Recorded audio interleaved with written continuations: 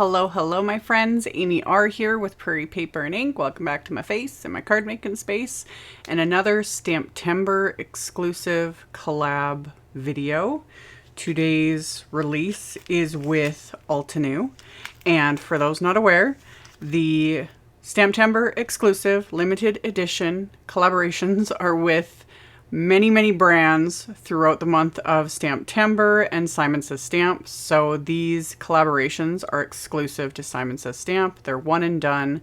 When they sell out, they are not restocked. However, all of these brands have just tons of amazing products. AlteNew, tons. This set was another one that I was like, ooh, I loves me some large florals. So you guys know, I was all for it.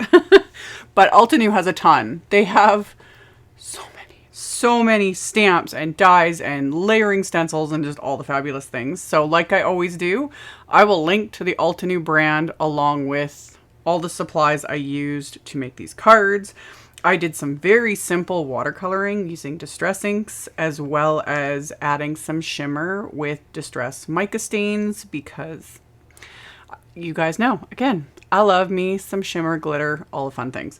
So keep watching and I will show you guys how I made these cards. So this is the AlteNew Rose Reverie stamp set and large floral. Need I say more?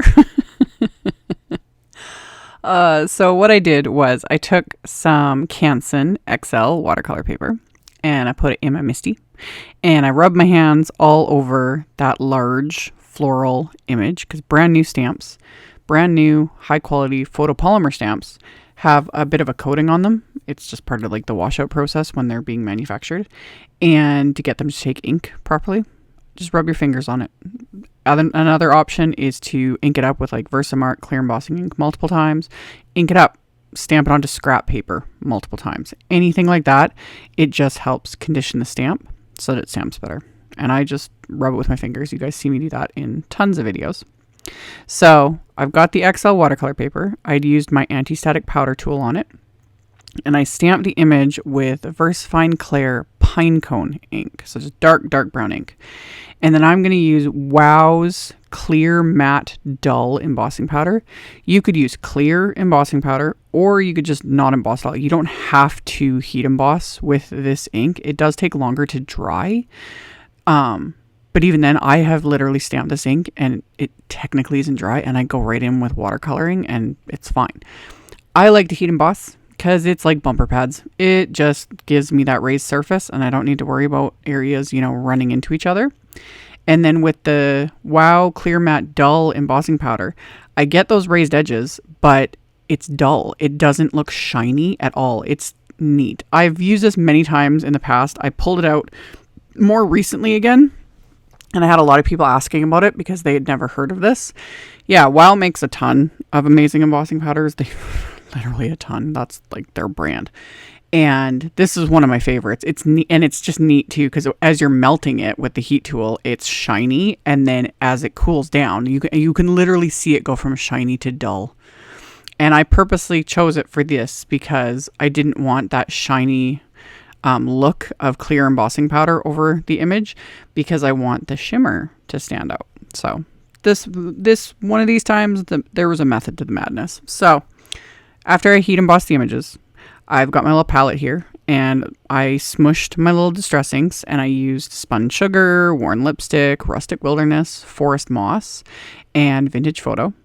And then I'm going to add a little bit of my mica stain sprays to the palette as well. And I'm using Winterberry, Cocktail Party, Specimen, and Fallen Acorn. And I'll have links, a list with links to everything like I always do in the description box below the video. But with the mica stain sprays, you always want to make sure you've shaken them up really well. Get all that mica dispersed, and then you either do that before you spray it or before I, add some here to my little palette. And then when painting with them, I did a video just the other day, another STAMPtember video, using just the stains to paint. And I've done videos in the past as well. The mica stain settles to the bottom, because that's gravity for you.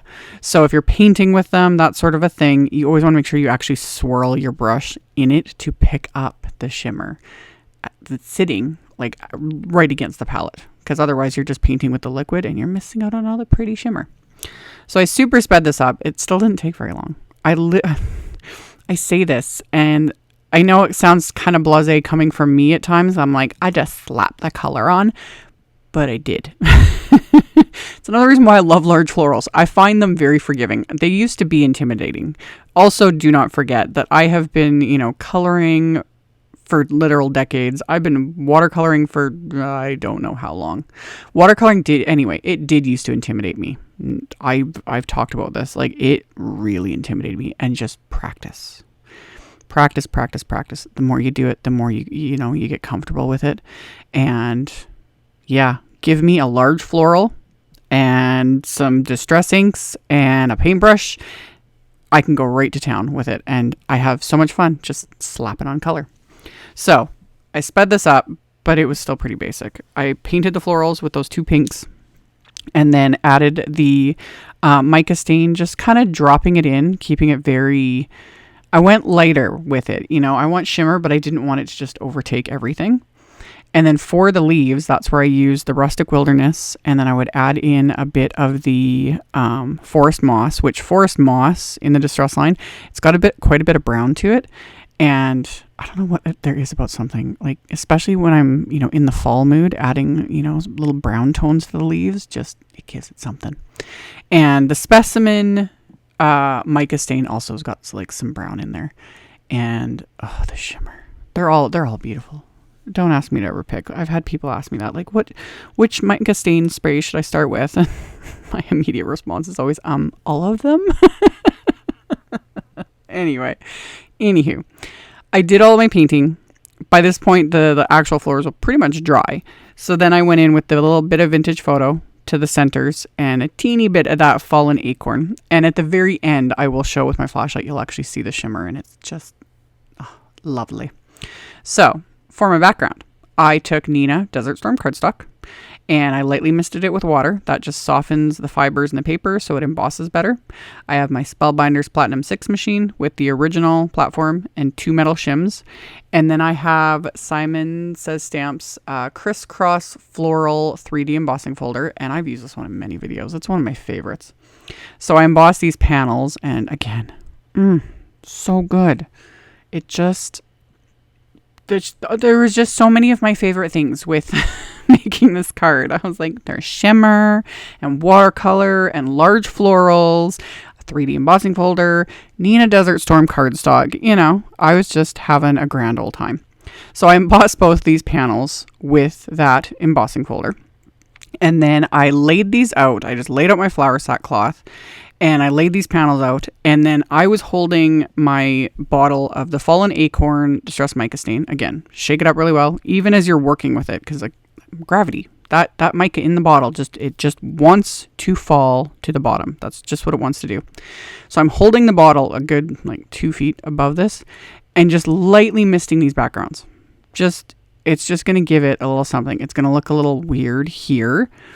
I'm going to add some ink blending once it's dry. And then again, I will show at the end when I, turn my flashlight on, the shimmer on these backgrounds. It's subtle, but it's there. It's just perfection. Anyway, I let it dry and then I trim these down. I wasn't sure at first. I was like, I could just cover the whole card with that. But I really like trimming down my backgrounds. It's just habit. So I trimmed them down to 4 inches by 5 1/4, just slightly smaller than an A2 card front. And then I took that vintage photo distress ink, and on the bottoms of all of my mini distress cubes, I have the Ranger foams for blending. What we had in the olden times. The only option we had back in the day before blending brushes were brought onto the scene. And, now we have blending brushes and pouncers and different, all the things, all the wonderful things. Originally, all we had was these. It was just this. And the struggles we had to, I'm literally pointing my finger. The struggles we had trying to blend, getting those good blends. The blending brushes changed everything. Anyway, I've kept all of my foams because I just keep them in the bottom of these ink cubes because they fit perfectly and they come in handy for things like this. So I used the vintage photo ink to edge all around both of these panels. And then whatever was left on my work surface here, I was just kind of picking up, and I'm not using any pressure. I was just applying it over the background, and all those raised edges were picking up that ink. Love. And yes, the shimmer stayed. Like you'll see it at the very end. The shimmer from the Fallen Acorn is still there. It's just got that nice deep touch of the ink blending. So after I did all that, I die cut some of Simon's dark chocolate cardstock with one of my favorite wafer dies, the etched laurel leaves wafer dies that, again, I've used in a bajillion videos, and die cut several of them. And then this is one of the bonuses when I'm doing more than one card, is I use one as like my template. So I can lay everything out where I want it to go, and then I can copy that on the other one and then go back and adhere everything on the first one. So that's what I did. So I laid out, I trimmed down some of the die cuts and whatever, and then laid them out and then adhered them to the background with craft tacky glue. And I'm using my great big Hero Arts acrylic blocks. I will have a link to these in the description box below the video. I don't even use these blocks for stamping, like, ever. They are my weight blocks, that I stick on top of things to hold them down while everything dries. So I adhered those die cut leaves, and then I adhered the watercolor florals all down with craft tacky glue. And then I took the rest of that dark chocolate cardstock, used my anti-static powder tool. I stamped one of the sentiments from the Rose Reverie stamp set with clear embossing ink, and then I heat embossed them with Simon's Detail White embossing powder. Then I removed that excess anti-static powder, and then I'm just going to trim these down with my paper trimmer. And then once I've got these trimmed down, I'm just going to set them aside so I can go on to the insides of the cards. And my card bases are going to be top folding A2 white note cards. Actually, before I even get to that, I forgot. I roughed up the edges of these panels. I have talked about this many, many times. This little tool, it has existed for decades now, literally. This one is the Tim Holtz paper distresser and thread cutter. That's what they originally were meant for, is thread cutting. And I couldn't find mine for the life of me. I've talked about this, couldn't find it. I've shown in a bunch of videos recently because I've been just back on this kick of roughing up the edges of my cards. And I've used my fingernails, the edge of my scissors. Scissors give you really want to rough it up. But this little tool is great. It's only a few bucks. And so I did. I ordered another one. Shockingly, I did not find the original one. Because that's usually what happens, when you order a new tool or whatever it is. Then the old one makes the appearance. The one that grew legs and walked off. Still hasn't done that. I'm going to find it in the most random of places, I'm sure. But anyway. It's got a little blade on the inside of it, and you just run it along the edges of your cardstock. Or you can actually cut thread with it if, that's what you want to use it for. But I use it for roughing up the edges of my cardstock. So I did that with those panels. Didn't do all of it, and it just gives it that little extra something, And then I set those aside. And then my card bases. Top folding, A2, white note cards. Stamping this big old floral on the inside with that spun sugar distress ink. And like I always say, whatever I put on the inside of my cards, with the intention of writing right over it. That's why I stamped it with such the light pink ink, so I can easily write over it, and we're good to go, but it still gives something nice to the inside of the card. So I stamped that on the inside of both of the card bases, and then I took another sentiment from the set, lined that up, and that I'm going to stamp with that same VersaFine Clair PINECONE ink. So everything's, tied together. So got that stamped onto the inside of both of the cards. And then I decided to rough up the edges of the sentiments too, because with stuff like this, once I start, good luck stopping me. I'm just, everything, it has to be done. So I roughed up those little edges too. And then I adhered the card fronts to the card bases, again, just with craft tacky glue. Stuck those into place. And that's also why I like trimming down my panels, because then the card base frames the card, it just gives it that little extra something.